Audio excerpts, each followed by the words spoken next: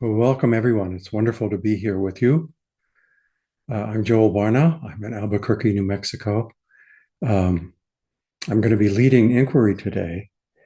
And in just a minute, we'll sit and I'll have some suggestions about something that might work for sitting.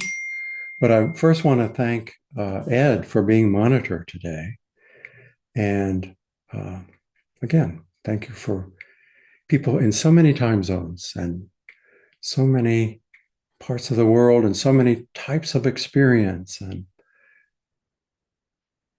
it's breathtaking to see everyone on the screen. Um, okay, well, there'll be some other people joining us, I think. And I don't, I'm being peppered with um, uh, text messages right now. And each time one comes in, it rings. And I've been trying to get it to stop ringing. And, to the extent that my audio is on, it's going to pick that up. So I apologize in advance when that happens. As Flint has said, when cell phones go off in the other room while you're meditating, just let that be another reminder to wake up instead of an irritation.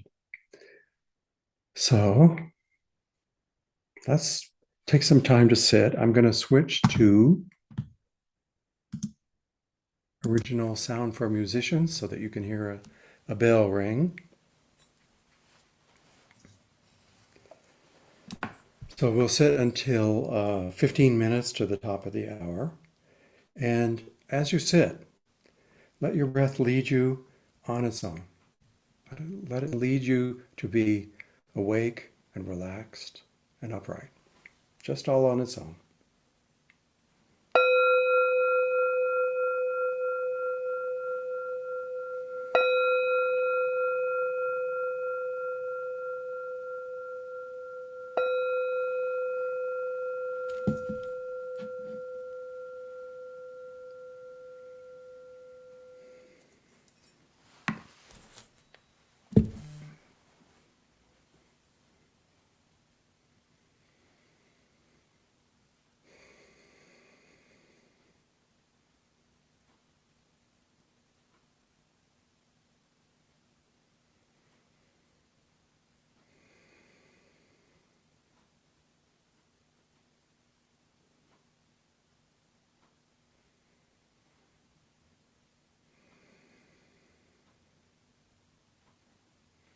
If you're like me, you'll have plenty of distracting thoughts.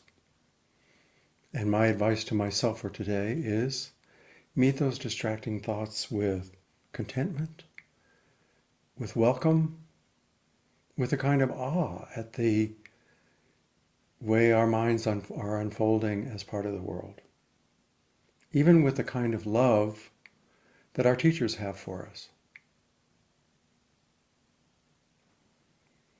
And then let your breath lead you again into the unfolding moment on its own.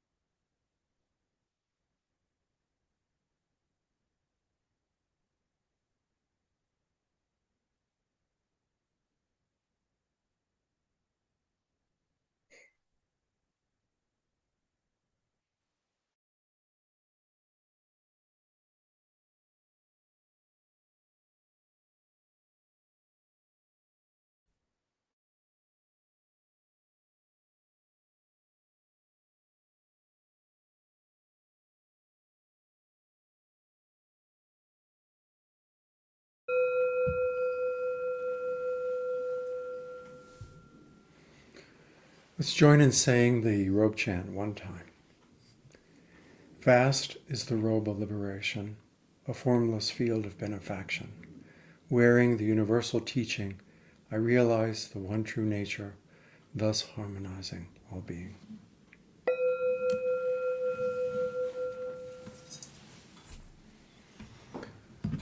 So I see a couple people have raised their hands, and let me start with Trudy. Did you mean to raise your hand? Oh, no. Okay. And Mike, not you? You didn't intend that? Okay. Well, that's good. On the other hand, Trudy and Josh, you may have noticed that my internet went off for about 2 minutes, and I'm back. So I hope you have a big stack of poems marked in front of you in case this happens again. I certainly hope not. Okay, so what I want to do today is start with two poems, which I've really enjoyed recently. The first is by Marie Howe, who won the Pulitzer Prize for poetry yesterday for her collected poems or new and selected poems. And this is from her book called The Kingdom of Ordinary Time. And I'm going to share it on the screen, and Ed is going to read it. And it turns out that Ed is also the author of the second poem that he's going to read both. He's going to read both of them. And it turns out that Ed has studied with Marie Howe, which I'm delighted about. I was saying to Ed before, I feel slightly famous because I got to meet her at a party once. She was being considered for a faculty position at the University of Texas at Austin, and my wife was on the faculty there. They did not hire her, which very much upset me at the time. But now she's won the Pulitzer Prize, so that's my connection to Marie Howe. Plus, I love her poems. And so I'm going to share her poem first. Okay, I hope everyone can see that. Okay, thank you, Joel. I am going to apply for a job there too, get rejected, and get Pulitzer Prize next year, I hope. There you go. All right, this is by Marie Howe. It's titled The World. I couldn't tell one song from another, which bird said what, or to whom, or for what reason. The oak trees seemed to be writing something using very few words. I couldn't decide which door to open. They looked the same, or what would happen when I did reach out and turn a knob. I thought I was safe, standing there, but my death remembered its date. Only so many summer nights still stood before me. Full moon, waning moon. October mornings, what to make of them? Which door? I couldn't tell which stars were which, or how far away any one of them was, or which were still burning or not, their light moving through space like a long, late train. And I've lived on this earth so long, 50 winters, 50 springs and summers. And all this time stars in the sky, in daylight when I couldn't see them, and at night when, most nights, I didn't look. Thank you, Ed. I'm sorry, I'm trying to bring up the other document. And Ed, is that big enough for you to see? That's fine, yes, thank you. And this is titled Looking at Wild Cherry Trees. Not that words will always fail, but why does the tongue insist that language with syllables and consonants is able and willing to test what should only be known as divine? This fullness of emptiness is normal, at best, when just short of understanding. Not teasing time to query the essence of source, but holding wonder at the shape of creation's outcomes. So I hold this as ambition, to be a partner in silence, to treasure this alibi of form.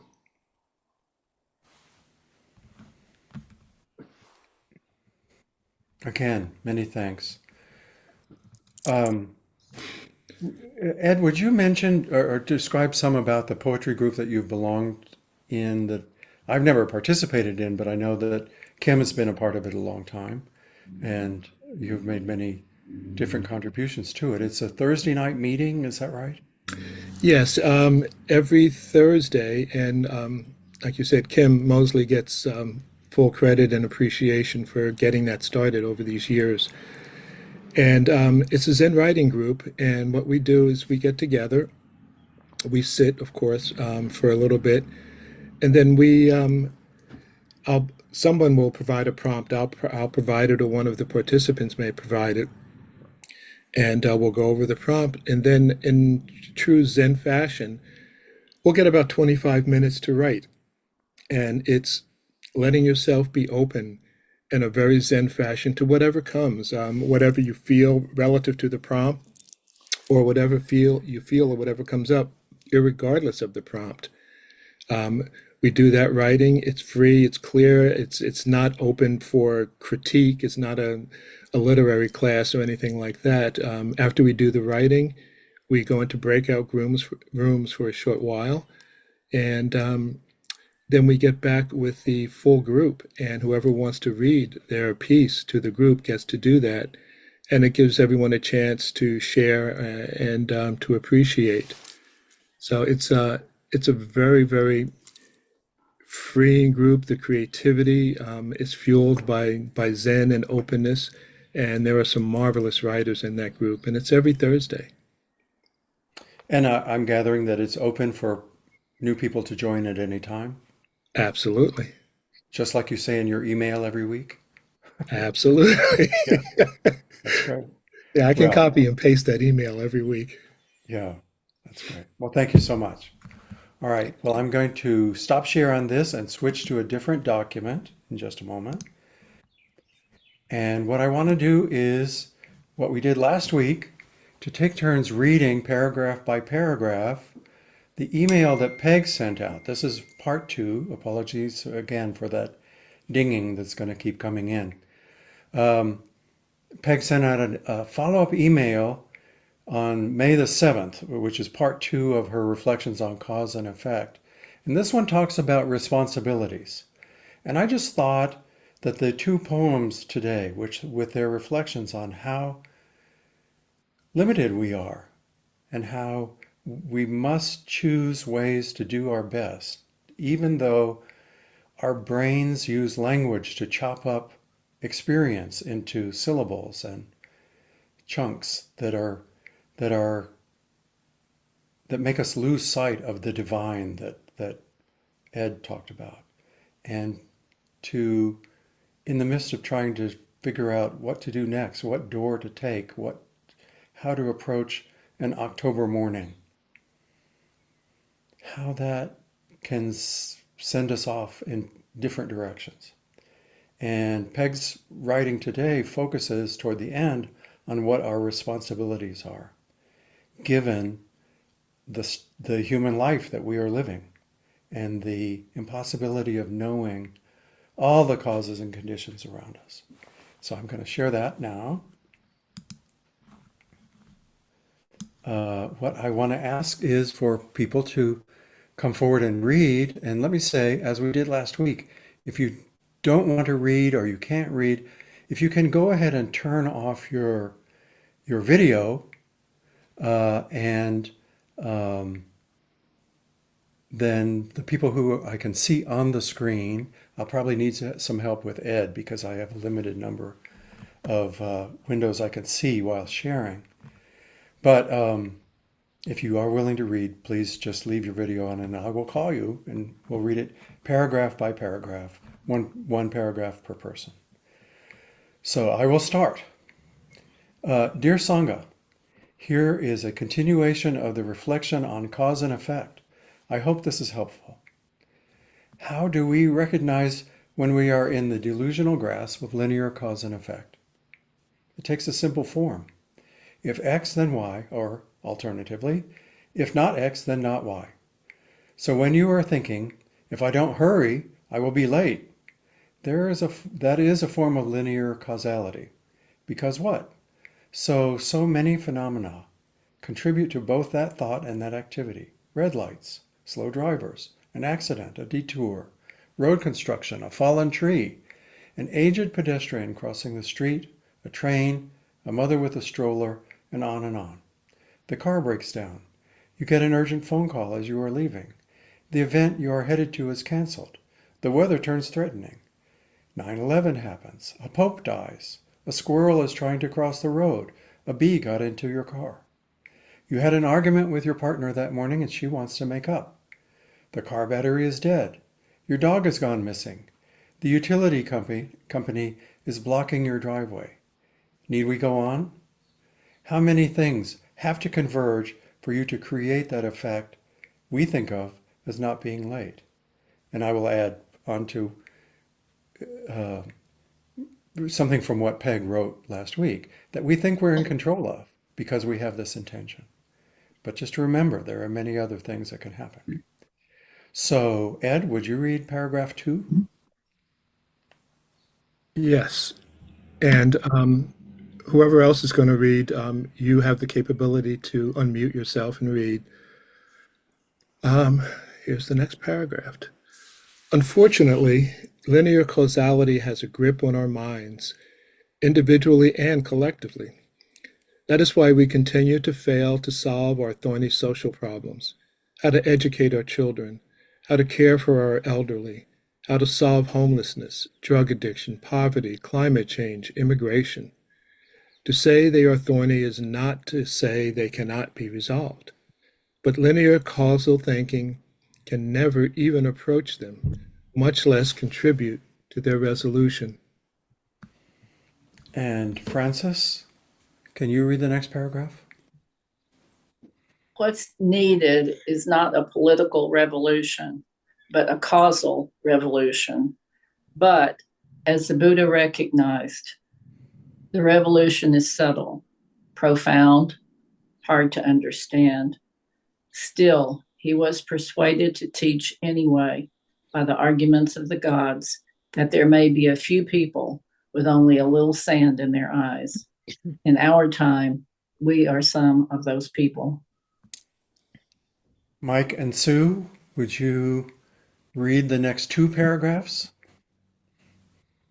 To say the causes and effects are not singular but incalculable is not to say there are ultimately no causes or effects, or that we cannot influence them.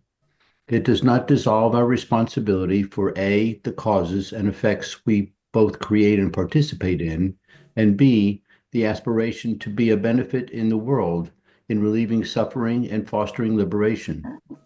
Since any phenomenon is the result of a convergence of causes, we have a role to play as we contribute to those causes. Our responsibility is not to fix everything or to save everyone. It is to be aware of the causes and conditions we are setting in motion in the world. The angry glare, the kindly gesture, the subtle aggressions in traffic, the generosity with those in need, even the care of one's own body and mind are all contributions to the larger climate of ourselves and all existence and our shared path. Robert Steinbaumer, would you read the next paragraph? In essence, we are keeping open the inquiry into what kind of world we want to bring into being. We do not have control over outcome, but we can grow in our insight, skill, and clarity about what we are creating, which is indeed our world. When we are impatient, we increase the impatience in the world by just that amount. When we are generous, we increase the generosity in the world. When we are kind, we expand kindness around us. These effects are both contagious and constructive. They construct themselves as we are. Effects on others. We are social beings, and our moods, ideas, stories, emotions, and even our bodies have an impact on others and on the flow of situations. Bonnie Trudell, would you read the next paragraph? Sometimes when I think about liberating all beings from suffering, I realize that is not a giant to-do list. When I refrain from anger, I am liberating all beings from my anger. When I refrain from distractions, I am liberating all beings from the consequences of my distractedness. And so it goes. If we can infect others with anger, grasping, delusions, we can equally free them and ourselves. We can contribute, no matter how slightly, to how things will go for everyone.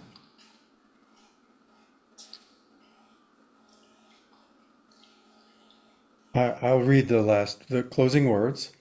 I hope this is at least thought-provoking. Thanks for reading and thinking about it with appreciation. Peg.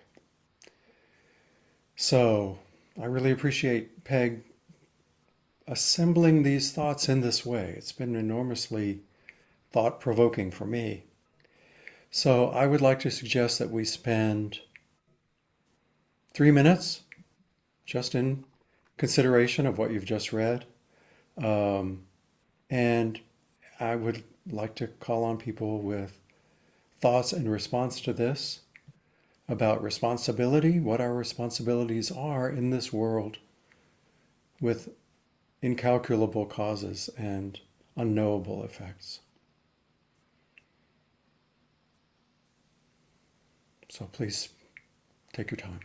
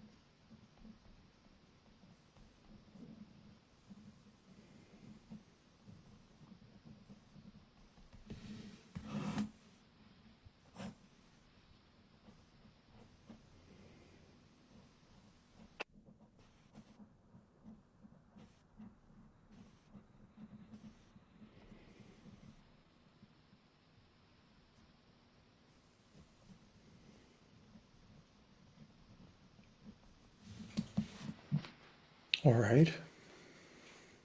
Well, I'll go first. And if you don't mind, I'm going to stop sharing so that I can see everybody on screen. Well, I'm just, I appreciate that Peg is focusing on our responsibility. As it says in the Five Remembrances, our deeds are our closest companions.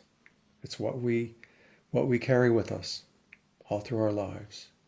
And so we have a responsibility to choose skillfully. Marie Howe talks about how difficult that is, how things slip away from us, that this is part of our human condition, that choosing what will be the next door, the next path is not easy. But nevertheless, we are not separate entities in the moving through the world that's over there. We are actually creators. This is what I'm actually, or this is what I'm getting from what Peg wrote, that we are creators in ways that will ripple out from us, and our choices really do matter. So that's where I start. I invite other thoughts or other questions completely off the topic of what this is.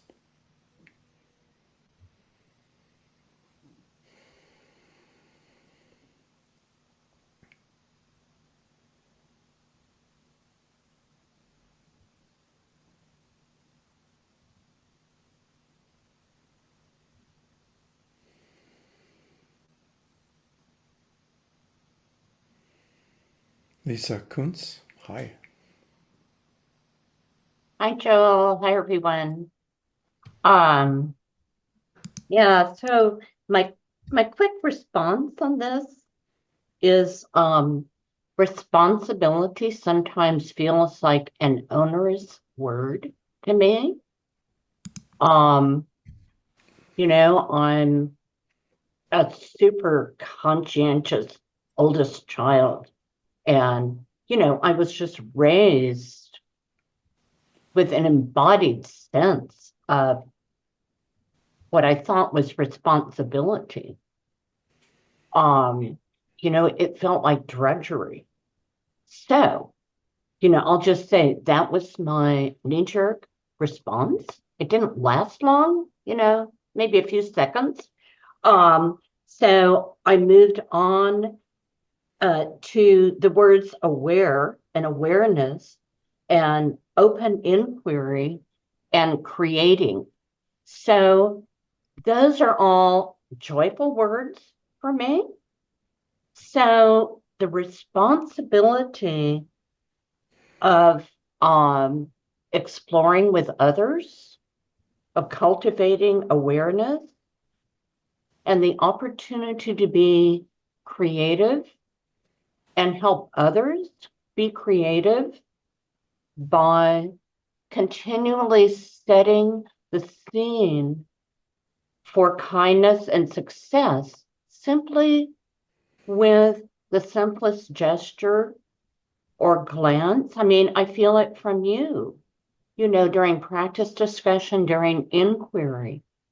It's that openness and generosity that has ripple effects as we relate. So that's a whole different flavor for me of responsibility. It can also be something that's not a burden.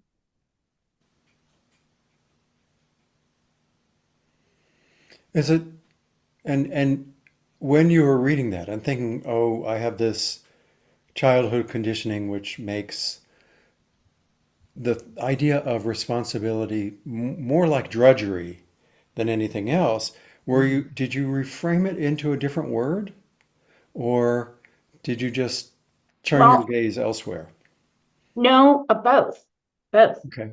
Because instead of stopping with responsibility, I have a reflexive habit of inquiring, inquiry. So I kept moving along. Well, I did reframe it, but also I moved along. Oh, what is Peg going to say next? Where is she going with this? So it's true, I focused, but I also didn't get stuck on that. I'm always looking for new ways of seeing things. So, yeah, the responsibility for awareness of causes and conditions we're setting in motion, that's something I really love. Hey, that's a responsibility I can embrace. Thank you. And again, this kind of curiosity, which you say you have, Yeah. one, you began by talking about a kind of childhood conditioning which makes you withdraw, but it sounds like this is childhood conditioning or early experience which helps you step out. So that's a gift also from that period, right? To Yes, know, and that absolutely. there's something wonderful to know that it's a mixed bag. You can get things that make you withdraw, and at the same time, you're given experiences and capabilities that help you step into the responsibility of awareness, of curiosity, of generosity. So, yeah, thanks. Wow, I feel so seen.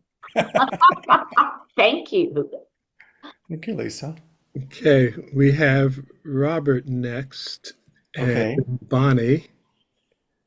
And then I see Rosemary's hand too. Yeah. So, yeah, great, great. Thank Okay. you. Robert, hi. Hi. I'll try to be brief and leave room for everybody else. This was such a welcome. That one paragraph with the highlighted phrase was so welcome because, like Lisa, responsibility is a trait I think we all have. But following our vows is difficult some days, and how do we do that, and how do we help the world? So, for example, I have a big yard and it has insects and cockroaches. They're fine out there. They're not welcome in my house. So every time I encounter one, and I have to stop and think, what would Jesus do? It's a little switch on that WWJ, but that conversation, the way she framed it, makes it so much easier. I don't think it to be easy. She meant it to be something we can embrace comfortably, and that was so relieving to me just to hear that and hear other people's comments on it. Doesn't mean I'll stop trying to, solve every problem around me. I can't stop that, but thank you for this opportunity. Thank you, Robert. Bonnie?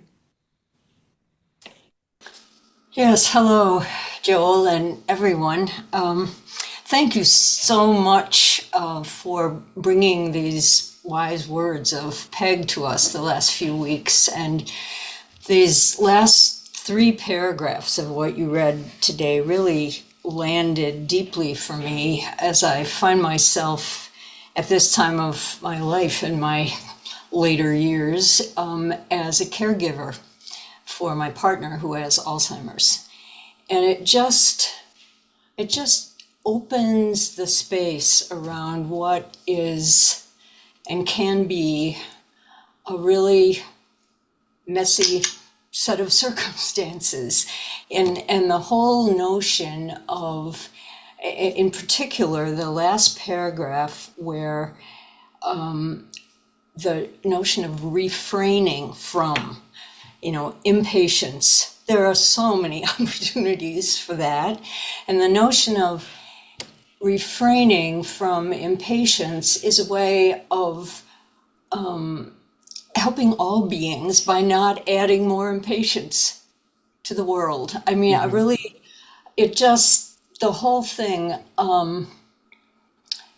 the specificity and clarity of what she wrote in those last chapters, as I said at the beginning, just kind of opened a lovely, larger container for me around the kinds of situations that emerge in the context of this daily version of my life at this point. So thank you for bringing it to us. Thank you, Bonnie.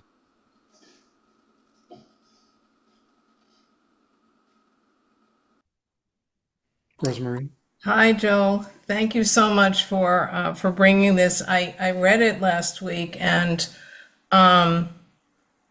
it is the second of 2 that were very long, and I read them both. And the one thing that just jumped out for me has to do with my current life. And some of you know I had a very bad car accident recently in February, and I was definitely responsible for part of it.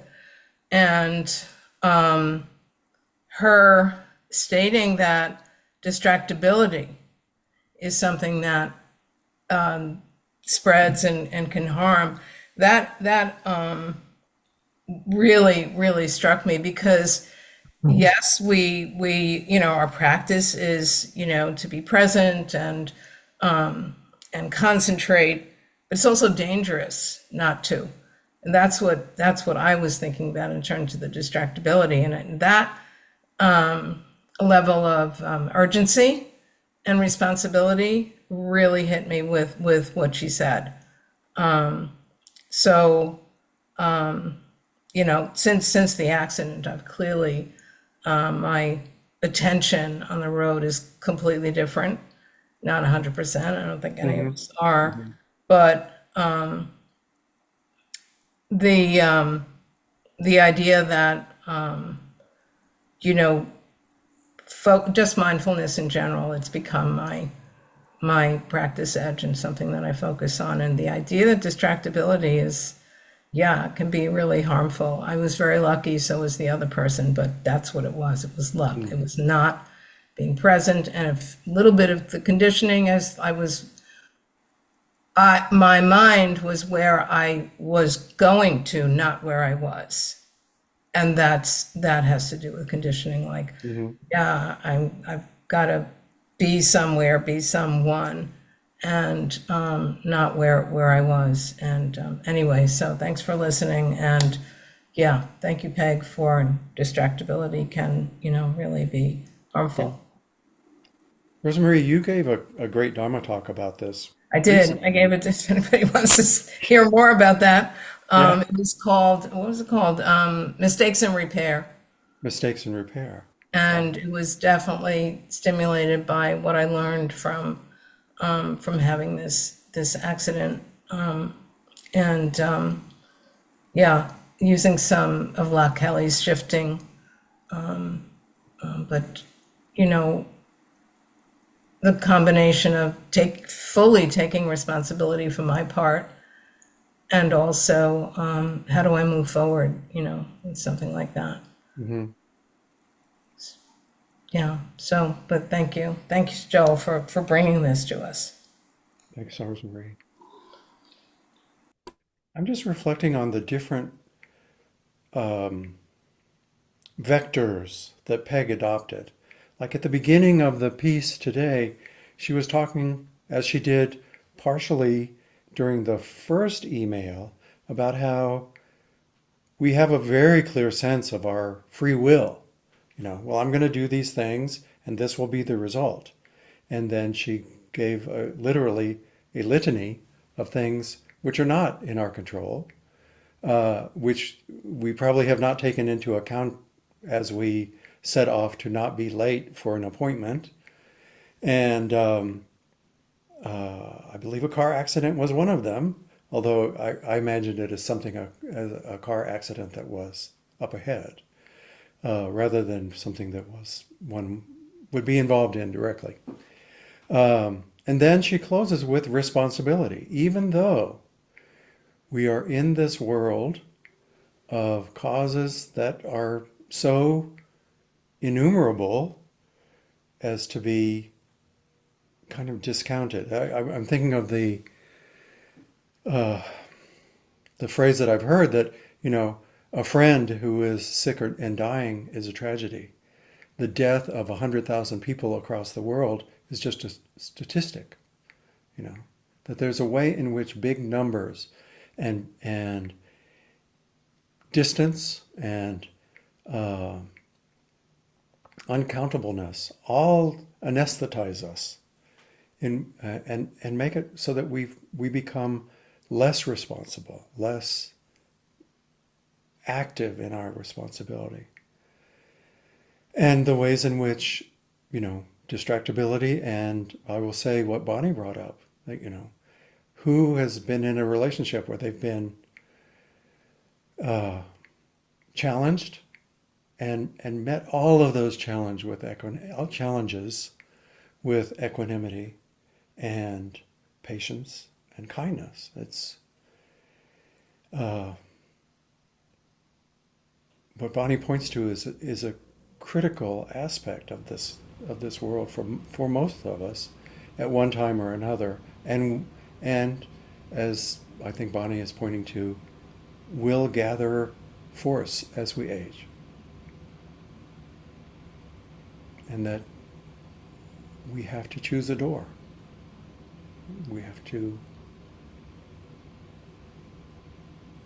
look within us for what our responsibilities or our capacities are, and let that guide our response to our responsibility.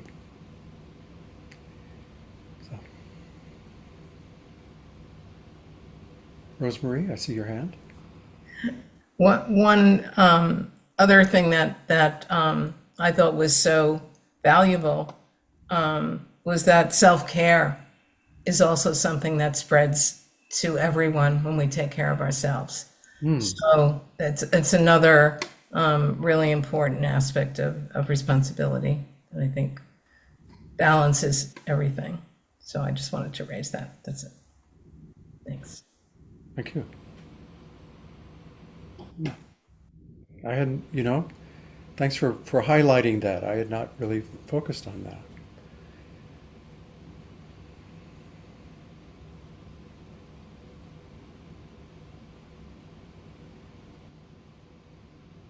Chris, I see you've raised your hand.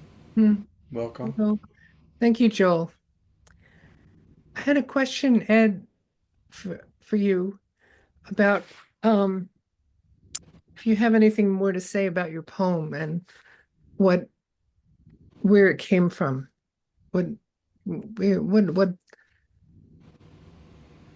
kind of body of earth did this emerge from? That's an interesting question. What body of earth did it emerge from? Wow, I don't even know if I can answer that in that light.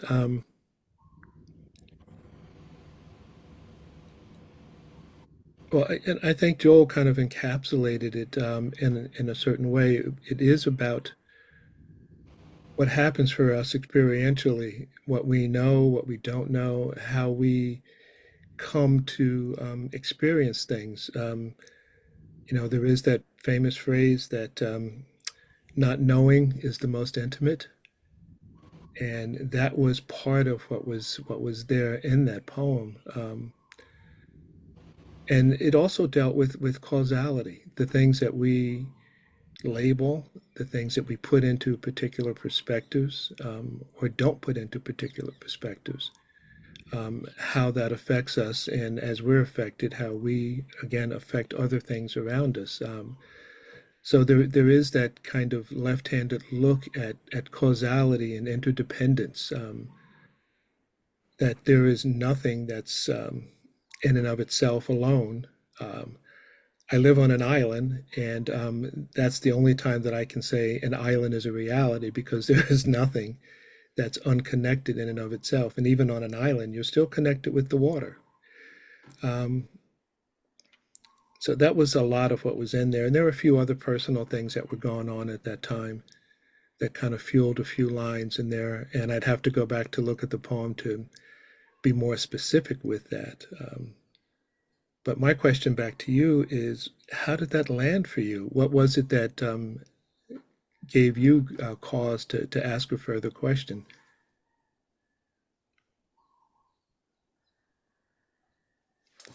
And it sounds like you're muted. Would you unmute yourself? Actually, I would have liked to have heard it again. I wanted to hear it a second time at the time, that we were reading it. And I just had the sense that I wanted to know more about where it came from, how it grew. And maybe, I don't know, maybe I don't think we have time to read it. Maybe we do, but And but we I can just wanted always to know pick a, more. okay. Pardon? I said we are going to do our 30-minute porch after this one is done. Perhaps if you want to stay for that, if that works for everybody, we can look at it there again. I would like to hear it again myself. Ed, can I share it on the screen? Please do, so I don't have to go looking for it. I hope you can read it there. Let's see. Let me move this over here.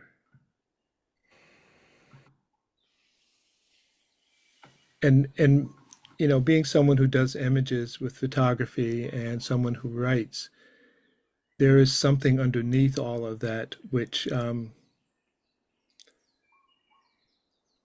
that those first 4 or 5 lines really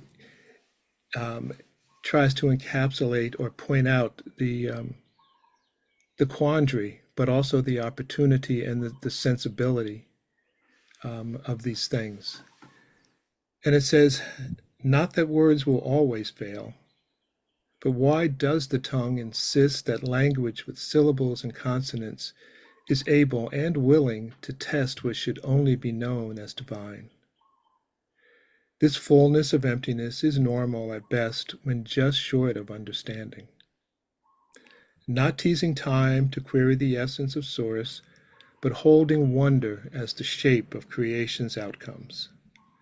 So I hold this as ambition, to be a partner in silence, to treasure this alibi of form.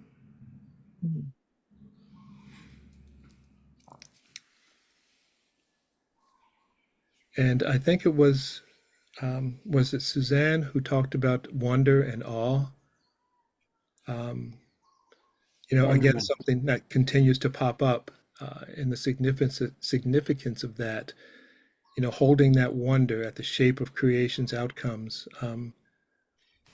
I am constantly like a little kid who holds something in their hands for the first time with wonder, things that I see, and I'm very grateful that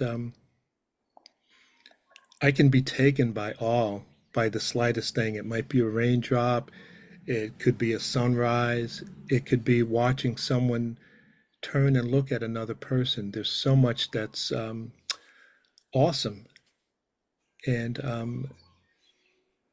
things that we can understand and label, or sometimes to get the benefit of connectedness is when we get past the labeling and we allow that essence to happen.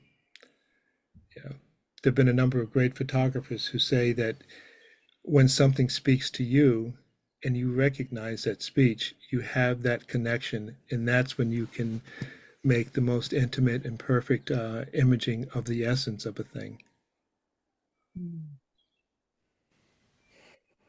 And what drew me to that poem was the way it connects with Peg talking about responsibility, that is a starting point for responsibility, according to Peg. Awe, connection, and everything, this penumbra of things that spread out from that. Okay, well, let's close with our closing chant, the 4 practice principles. I'll go through 3 times and ring the bell.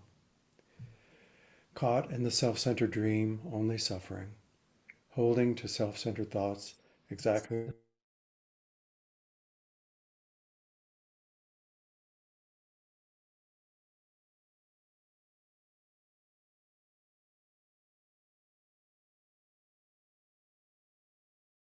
holding to self-centered thoughts, exactly the dream. life as it is, the only teacher, being just this moment, compassion's way.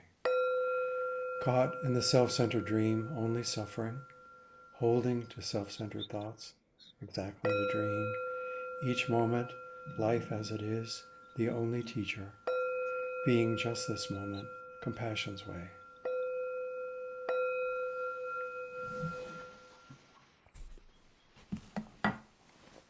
Thank you.